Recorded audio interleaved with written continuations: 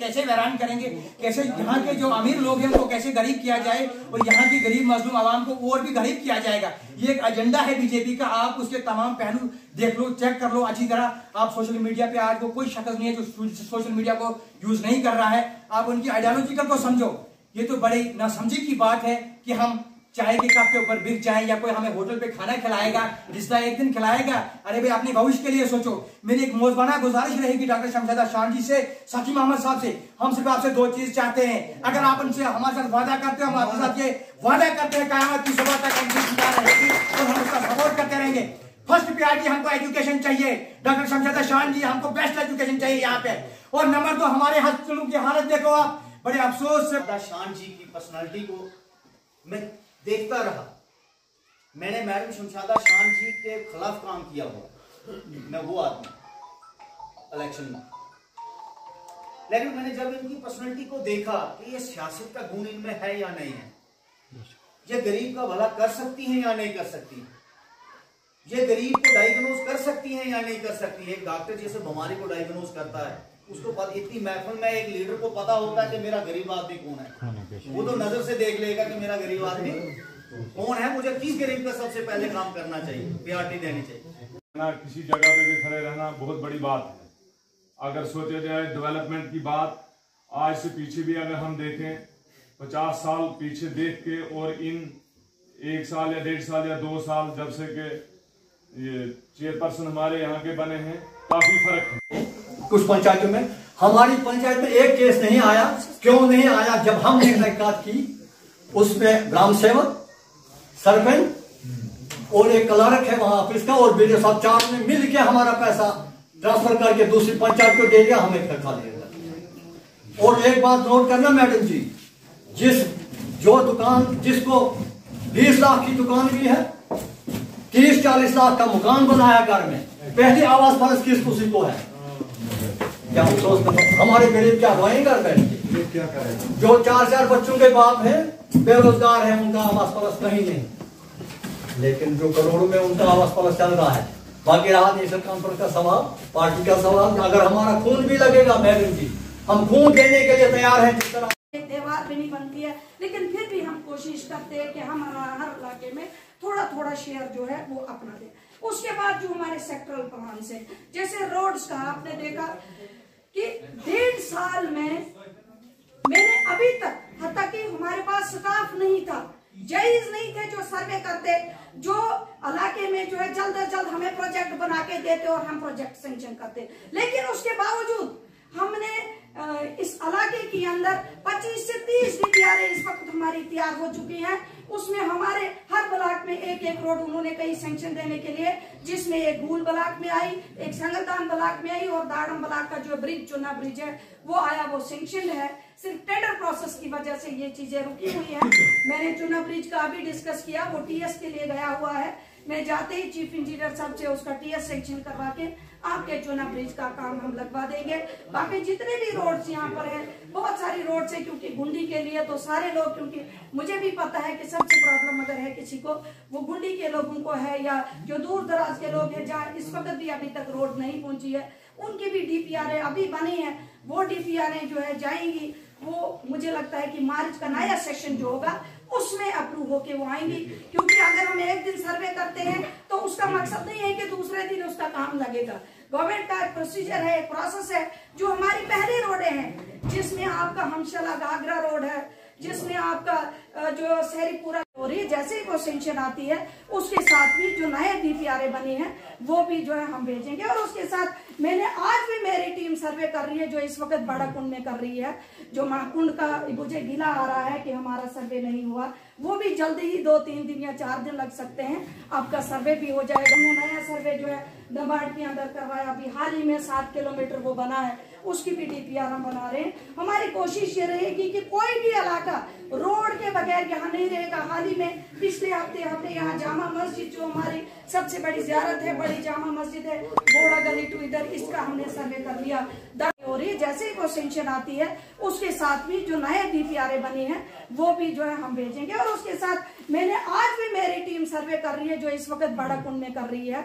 जो महाकुंड का मुझे गिला आ रहा है कि हमारा सर्वे नहीं हुआ, वो भी जल्दी ही 2-3 दिन या 4 दिन लग सकते हैं, आपका सर्वे भी हो जाएगा। हमने नया सर्वे जो है दबाड़ के अंदर करवाया, अभी हाल ही में 7 किलोमीटर वो बना है, उसकी भी DPR हम बना रहे हैं। हमारी कोशिश ये रहेगी कि कोई भी इलाका रोड के बगैर यहाँ नहीं रहेगा। हाल ही में पिछले हफ्ते हमने यहाँ जामा मस्जिद जो हमारी सब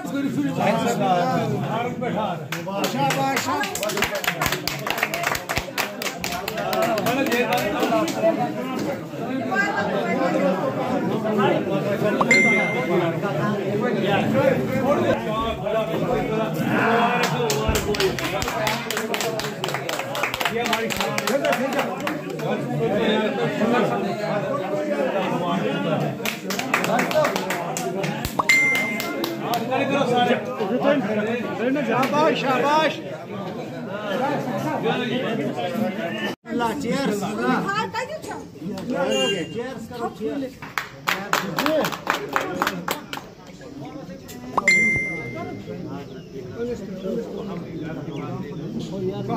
बात है करके यही तो निशानी है आपको, नेशनल कॉन्फ्रेंस की यही निशानी है। नेशनल कॉन्फ्रेंस की निशानी मैडम जी कहते ये के ना गलत भी हो ना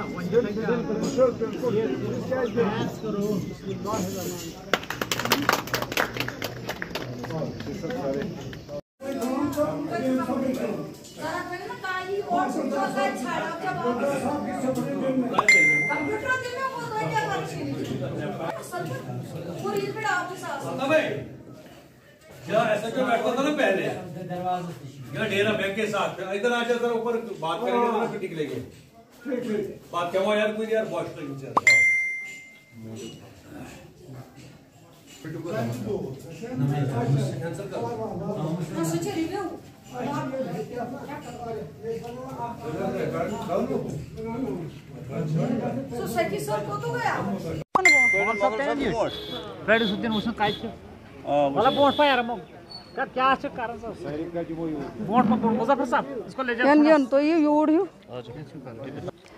आज नेशनल कॉन्फ्रेंस की महाना मीटिंग जो हुआ करती थी गोल हेडक्वार्टर में, ये पूरे सब डिवीज़न के जितने भी ओहदेदार हैं जो डेलीगेट्स हैं उनकी आज मीटिंग यहाँ पे बुलाई गई थी। इसका मेन मकसद यही था कि एक तो नेशनल कॉन्फ्रेंस को मजबूत करना है, हर घर तक पहुँचाना है। उसके साथ साथ आज जो प्रक्रिया शुरू हो गई है जिसमें वोटर लिस्टों में नए वोटर्स को ऐड करना है, उसको लेके आज हमने जानकारी जो है अपने वोटर्स तक पहुंचाई है, अपने ओहदेदारों तक पहुंचाई है कि आपकी जिम्मेवारी है कि जितने भी 18 साल तक जो बच्चे अपनी उम्र पूरे किए हैं, जो 1 अक्टूबर तक 18 साल का हो जाएगा, उसका जो है नाम वोटर लिस्ट में चढ़ाया जाएगा। क्योंकि अभी हाल ही में नए पोलिंग स्टेशंस भी कुछ हमारे ऐड हुए हैं, उन हर पोलिंग स्टेशन पे जाके जो है आपने BLOs के साथ मिलके नए वोटर्स को चढ़ाना है। क्योंकि आगे आने वाले इलेक्शन में ये बहुत ही अहम साबित हो सकता है और जो वोट का राइट है वो उस वोटर को मिल सकता है। और उसके साथ साथ डेवलपमेंटल इश्यूज़ भी यहाँ पे डिस्कस हुए। जितने भी कैपेक्स में हमने काम रखे हैं या उसके अलावा सेक्टरल प्लान्स में रखे हैं या नाबार्ड के कुछ रोड्स हैं या JGM की स्कीम है जो वाटर सप्लाई स्कीम को लेके है, जल्दी ही JGM की स्कीम की अलॉटमेंटें हो रही हैं और जल्दी ही 1 महीने के अंदर इलाके के अंदर जो है काम शुरू हो जाएगा। पावर सप्लाई को लेके कुछ ट्रांसफार्मर्स जो है DDC फंड से दिए गए हैं और कुछ हमारे एडिशनल फंड्स से हमने लिए हैं। उम्मीद है कि हम जल्दी ही जो काम है उनको इलाके के अंदर जो है एग्जीक्यूट कर पाएँ। और पूरी डिस्ट्रिक्ट रामबन के अंदर हमने एक अहद किया है कि हम जितने भी डेवलपमेंटल वर्क्स हैं जो पेंडिंग रहे हैं उनको आगे लेने में हम एक अहम रोल अदा करेंगे। कि उसमें मैंने बताया है कि जहाँ भी कोई ऐसी दिक्कत है वो मेरे पास रिटर्न में आए और हम उस पंचायत की हाथा कि हमने 1-2 पंचायतों की अभी तक वेरिफिकेशन भी की है, अगर कहीं पर ऐसा है तो वो मेरे पास रिटर्न में आ जाए और मैं कम्प्लीटली उसकी जो है वेरिफिकेशन जो है कराऊंगी और जहां पर भी कोई कल्प्रेट पाया जाएगा उसको जो है सज़ा ज़रूर मिलेगी। देखिए, हमने कोशिश की थी जैसे ही मार्च में स्कूल खुले, क्योंकि 2 साल लॉकडाउन में हमारे बच्चे जो है एजुकेशन से महरूम रहे। 2 साल के बाद जब स्कूल खुले तो कहीं ना कहीं हुकूमत इसमें नाकाम रही। अगर 2 साल के बाद स्कूल खुलते हैं तो हुकूमत को सबसे पहले ये देखना था कि स्टाफ क्या हमारे स्कूल में पूरा है कि हम 2 साल के बाद स्कूल खोलने जा रहे हैं। लेकिन जब स्कूल खुले तो आपने देखा कि हर स्कूल में जो है प्रोटेस्ट हुआ स्टाफ की कमी को लेके। हालांकि तभी से हमने इसको टेकअप किया, चाहे वो डिस्ट्रिक्ट लेवल पे था, चाहे वो यूटी लेवल पे था, कमिश्नर सेक्रेटरी एलजी सर, सबसे हम लोग मिले कि स्टाफ की बहुत ज़्यादा किल्लत है डिस्ट्रिक्ट रामबन के अंदर। हत्ता कि इसमें पैनल भी बने, इंटरनल एडजस्टमेंट की बात भी हुई, लेकिन कहीं ना कहीं वो गवर्नमेंट ने अप्रूव नहीं की। उसके बावजूद जो है ये कहा गया कि आपको जो है स्टाफ भेजा जाएगा। हत्ता कि प्रमोशंस भी हुई, हमारे कई मास्टर ग्रेड भी प्रमोट हुए, लेकिन उसके बावजूद भी पूरे डिस्ट्रिक्ट रामबन के अंदर 10 से 15 या 20 टीचर टोटल जो है यूटी ने भेजे। लेकिन उसमें से भी 5 से 6 टीचर्स ऐसे थे जिन्होंने ज्वाइनिंग से पहले ही अपनी मॉडिफिकेशन करके वापस चले गए। तो कहीं ना कहीं हम लोगों ने जो बात उठाई थी, जो कराई यहाँ इस डिस्ट्रिक्ट रामबन की थी, वो अभी तक जू की तू है। और हमारे बच्चे जो हैं इस वक्त हायर सेकेंडरी में आपको 4 से 5 टीचर मिलेंगे, जहाँ पर 500, 600, 700 का जो है बच्चों का रोल है, वहाँ पर 5 टीचर क्या बच्चों को पढ़ाएंगे।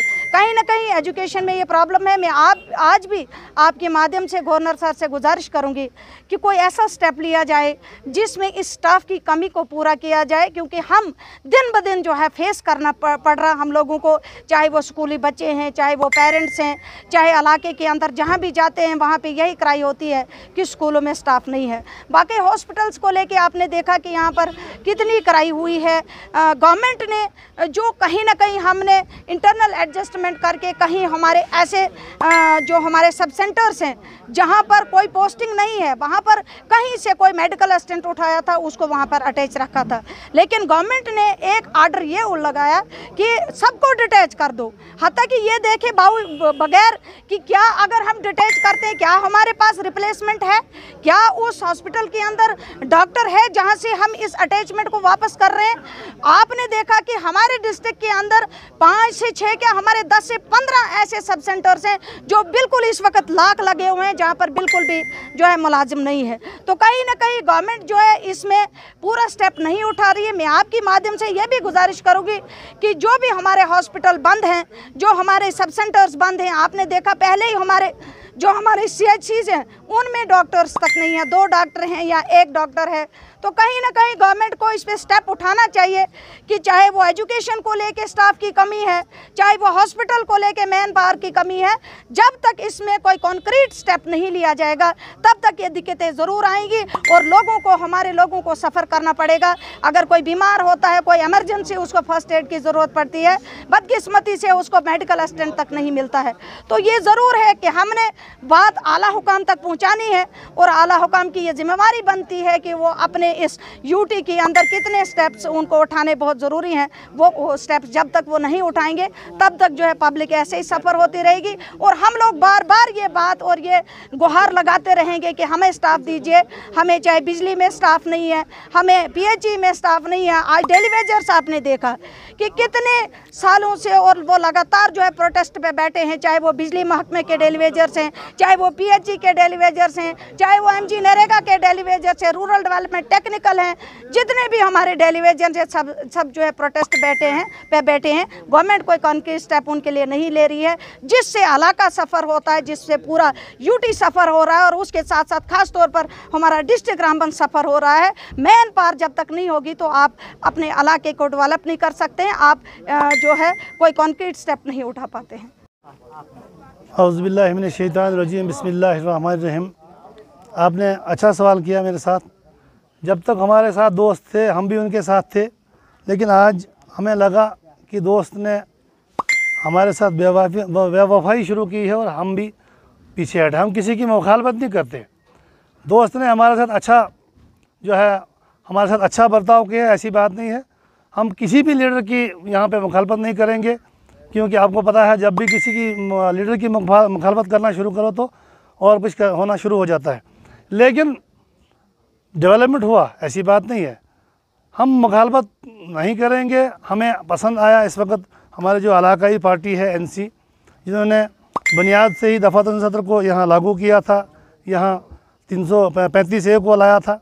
लेकिन बदकिस्मत की वजह जो BJP की जो उनका अहम जो मुद्दा था जम्मू कश्मीर में, दोनों जो दफ़ा 370 और 35A को हटाना, उससे हमें बड़ा काफ़ी दुख हुआ। लेकिन हमें लगता है कि अगर हम दफ़ा 370 को वापस लाना चाहते हैं, 35A को वापस लाना चाहते हैं, तो एक इलाकाई पार्टी जो जम्मू कश्मीर की है वो सिर्फ नेशनल कॉन्फ्रेंस है, जो हमारे डॉक्टर फारूक अब्दुल्ला साहब हैं, और NC के जो हमारे चीफ दूसरे हमारे उमरुद्दौला साहब हैं, उनका हम अगर साथ दें तो आस्ता आस्ता जो है हम किसी हद तक वापस आ सकते।